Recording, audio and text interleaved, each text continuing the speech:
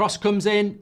Not good enough. Edge of the box. Agate! Get in! 2-2! Agate! Get in! Have that! Have that, you bloody pick. If you have never watched Alan Partridge, you've got to do it. Mark, whenever Man United score a goal, or concede really, he turns into Alan Partridge. I absolutely love it. Hit the like and share buttons. This is the fan channel review show. Let's jump into it. Fred and Ashley Young, take that. Absolutely fantastic. Where's all the people having a pop at Agate now? What a hit. What a hit. Lovely stuff. Get in. Have that. I tell you what, I've noticed Agate having fight. He's got fight. And I tell you what, in the box there, he's got bite.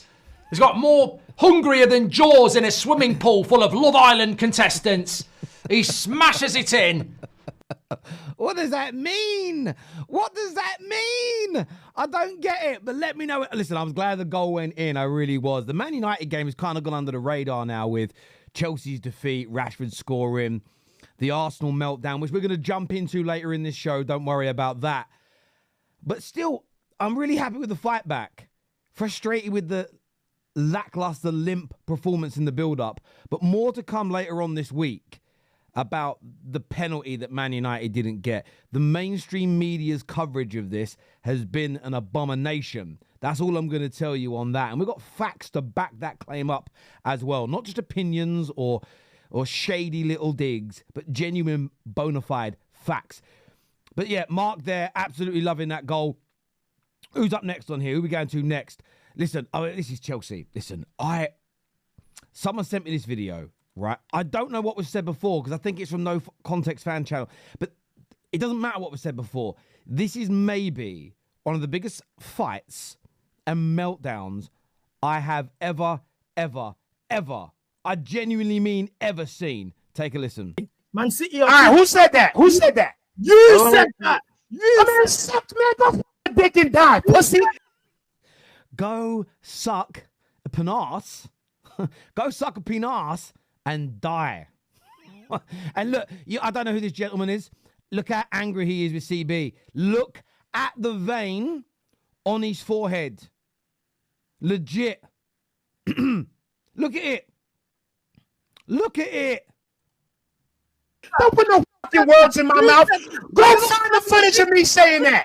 You're not standing on. Go find it, you pussy. I'm tired of you bitch on this fucking internet putting words in people's mouth. You got in here. You just made that shit up. You just made. I ain't never fucking say that. Shut the fuck up. I've never ever forgiven a Chelsea League loss because somebody else lost. Do you know what's really interesting here? I don't know whether the guy said it or not, but do you know what happens a lot in the football fan content space all the time? People often imply things and they end up sort of implying stuff but not saying it fully. People interpret it one way, and then when they're called out on it, there is this element of, well, I didn't exactly say that, did I? And I think I'm not saying this gentleman did it, so if he's watching, don't get angry at me. I'm talking in general here. That's why people need to be a bit more direct with what they're saying. And we shouldn't be having this sort of ambiguity in what people say, because this isn't the mainstream media where you've got 2 minutes to make your point. You're on a show for an hour. You can articulate it, explain it, be challenged, and make everybody understand your stance. So, yeah, I mean, this is one of the craziest meltdowns. I know Chelsea just lost. I know Chelsea weren't in a great space, but my God, that was brutal. Up now is Matisse. This was, I think, when Rashford sets up Isesio for the winner. Rashford, cut back. Oh, fuck! Oh, Watch it. Oh, fuck! Oh, shit! Oh, my fucking God! Oh my God. Oh my God. The ball has gone under him. Do you know what's really interesting about the Jorgensen mistake in goal is the mid-off fights that Chelsea fans have had between which one should start, I've been fascinated by all season. I know for a fact there isn't a Chelsea fan worth their salt who truly believes in any of those goalkeepers. The idea that dropping Sanchez would fix those problems, I always felt was a little bit far-fetched. The transfer market is where that was going to be done. And I did feel a little bit for Chelsea yesterday because I don't necessarily think Villa were the better team over 90 minutes. Chelsea started well. You know, Villa had their moments. Both teams quite scrappy and losing the ball. Both teams missing good opportunities and chances. A draw was a fair result. But this is also what happens when you're on a bad run of form, where you've lost games that you were leading in, where you've failed to kill matches off, when you conceded poor goals to draw or lose games. Then you have a match where you may not necessarily deserve to lose comes along, and it just throws a bit more fuel on that fire. And that's the situation Chelsea are in. By hook or by crook, they've got to start winning games. Their next two are massive. Southampton and Leicester to boot. It has to be 6 points, maybe even clean sheets. But more than anything, they have got to be winning. Now, after Chelsea came Arsenal's demise yesterday. But up first, I want to play you this clip here from X. Take a little listen, take a little look. Robbie, Arteta, hold! Me done! Him a hindrance to Arsenal Football Club. Every week me tell you, get him out, get him out. Me tell you put Raheem Sterling down the middle because he's our only threat. Brother moving like Raheem Shillings is the Marvelly Maradona. That brother's definitely smoking more trees than he's cutting down. What's man talking about? As for that walking Malteser, Zordon Robbie, you man were touched at home like the Jackson 5 after rehearsals, blood. It was a home invasion, fam. Joe Jackson, you know. If you don't know, research it. If you're not sure why that's funny, go and research it. Yeah, Martin, no shoulder guard. You man should have had Macaulay Culkin in the midfield. Brother, he would have been more used. Brother, Arsenal winning the title is like Robbie going to the barbers and thinking he can have a discussion on what sort of trim he's going to get. What's man talking about? X going in here on Arsenal. And look, and all's fair and love and war.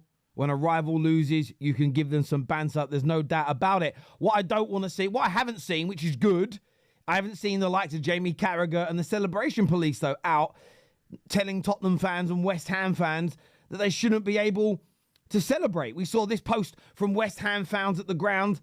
A bit of banter. There was West Ham fans outside the stadium doing the Haaland celebration to mock Lewis Skelly, who got sent off in an Arsenal defeat. For some reason, no one's calling it out. There's not think pieces. There's not articles. The professional pundits aren't saying it's wrong. I went on TalkSport's website this morning. No mention of it. Sky Sports, no mention. TNT Sports, no mention. None of the big pundits have mentioned it, quote tweeted it. I wonder why. I wonder why that is. And why is it when Arsenal celebrate, they're told to calm down and be humble, but everybody else can banter them? I do find it, and at the same time, now Spurs fans won't say this, at the same time, everybody says they're not a threat, they're a bum club, they're irrelevant, yet they have all this energy when they celebrate, but yet all pile on when they lose. I do find the hypocrisy in that absolutely beautiful, I really do. Now, speaking of Yardman, this is Yardman talking on AFTV after the game. Take a little listen and look at this. I don't care. He take us to a final. Yeah, Unai Emery team take us to the semi-final in the FA Cup. Why Mikel Arteta win it? Yeah, but what I'm saying here, Unai Emery got 21 game or 20-something game and beat no. Yeah, what is it that Mikel Arteta do for me to get up and praise him? Listen. No, but you want to praise that man that don't do nothing from a club? I like Yardman. I love his passion, and he's been right about a number of things in the content I've watched from him. I have to disagree with him here, though. I have to, because just objectively speaking, I think you're doing too much. And what I mean by that is you've just spoke about, well, Unai Emery got us to a semi-final. What's Arteta done? Well, he won you a trophy.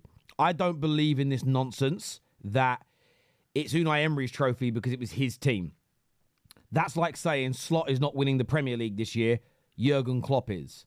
No one in the media, no rivals. In fact, people are bantering Arsenal with Slot's first season and he's going to win the Premier League. If you truly believe that Arteta's FA Cup is not his FA Cup, then Slot isn't winning the league this year. Jurgen Klopp is. That's first and foremost. Now, he mentions Unai Emery went 21 games unbeaten. Just say, Yardman, just say you don't like him. And just say no matter what he does, barring winning you a Premier League title, is going to change your mind. And even then, you might still find that some Arsenal fans don't like him. And I say that because it took me 2 minutes on Google. Invincible at home. It says here, Arsenal set a new unbeaten record under Mikel Arteta, the longest run in 5 years with victory over Brighton as an example. It says here that Arsenal remain unbeaten in 13 straight home games across all competitions as they registered a 2-1 win over Brighton on Sunday. They have now won 11. There's not just this. So they set a new record, okay, their best run in 5 years, but also a brand new record for Arsenal for being games unbeaten at home. They were just 15 games unbeaten in the Premier League as an example. They won something like 14 or 15 of their last 16 league games last year. Now, I'm not saying that should make you like Arteta. I'm not saying it should. But if your rationale is, Unai Emery got me to a semi, what's Arteta done?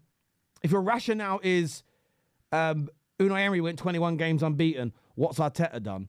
If you're going to ignore Arteta's records and great runs of form, and you're going to ignore that he won an FA Cup versus Unai Emery, that in isolation makes no sense. That as a reason to not back Arteta doesn't make sense to me. I think what you should just do here, Yardman, is be honest and say what you truly... I think that's clutching in terms of a reason personally. But by the way, you don't have to like Arteta. You can ask for him to be sacked. That is your right. You're free to say that. I'm not challenging the validity of your opinion. I'm challenging the logic behind your rationale. It doesn't quite make sense to me personally. Now, speaking of logic, I listened to this on AFTV. Dan Potts being challenged by this exceedingly tall man. Very, very tall. I thought it was Matt Letizia to begin with. But this is Dan Potts being challenged. Take a little listen to this. Yes, we need a... No, we don't need a striker. We need a goal scorer. There's a difference between a striker and a goal... Hang on. Listen to somebody in the background. I don't think it's Robbie or Dan. Listen to somebody in the background. Listen. Listen! Oh, it's so good. Sometimes this is where comedic timing is perfect. Yes, we need a... No, we don't need a striker. We need a goal scorer. There's a... Someone went, oh, fuck me. difference between a striker and a goal scorer. We need a goal scorer. What's the difference? The difference is a striker will hold the ball up but not put the ball in the back of the net. A goal scorer will put the ball in the back of the net. So what are you disagreeing with me about it? I don't understand. Well, you're saying that we need to go out and buy a striker. Yeah. Right. We don't need a striker. We need a goal scorer. We've got strikers. This is semantics 101. That's all this is semantics. Potsy means we need a striker that can hold the ball up but can also put the ball in the back of the net. This man's interpretation of a striker isn't someone who maybe, wrongly by the way, his interpretation is a striker is a target man who holds the ball up and brings others into the game. But they need a goal scorer. But they both agree fundamentally they need a goal scorer. They just call it different things. But they agree. It's beautiful. By the way, Potsy gets it. Potsy gets it. My man, the Jolly Green Giant here, he ain't got a fucking Scooby, bro. We haven't got a goal scorer. So you're happy with our forward line? No. Right. I haven't been happy with our forward line for 3 years. Right. I think you're saying the same thing as he's saying. Yeah, I don't know what you're arguing me about. I don't get it. We haven't got a goal scorer. Right, you keep saying that, but what have I said that you don't agree with then? I don't get it. Right. You keep saying that we need a striker. I'm not getting this wrong. I can't lie. It's, yeah, and this is where conversations need to happen rather than challenge. Conversations. Like what I just said about Yardman. I'd like to have a conversation about it. It isn't a challenge to make him look stupid or wrong. It's just to unpack that a little bit more for me so I understand, right? Same here. What this man should be asking is, Potsy, what do you mean by striker? I guarantee you in his explanation, Potsy says someone who scores more goals for us, a goal scorer. And then the guy will go, well, I agree. Then you can shake hands and move on. But that is what's beautiful about this sometimes. I think we all do this in one way, shape or form. Me and Lee Gunner had this conversation once where me and him both interpret the word finisher different. I think that Ronaldo is a better finisher than Bergkamp. because he finishes more goals, he scores more goals. And he said, and his interpretation was finishing is more about the quality of the strike or variation of the goal. And we both just have a different definition of what we consider finishing to be. You could all argue this. If you ask people, what is a tackle? I bet you'll get different explanations. What do you consider a dribble to be? What do you consider an interception to be? You'll get different interpretations. So, yeah, beautiful, beautiful and crazy to listen to. Look, I want to thank each and every single person who's tuned into the show today. Always means a great deal to us. It does. Please hit the like button before you leave if you haven't done so already. And make sure you are subscribing as well. Take care. Goodbye. God bless. And we'll see you all again very, very soon. Peace.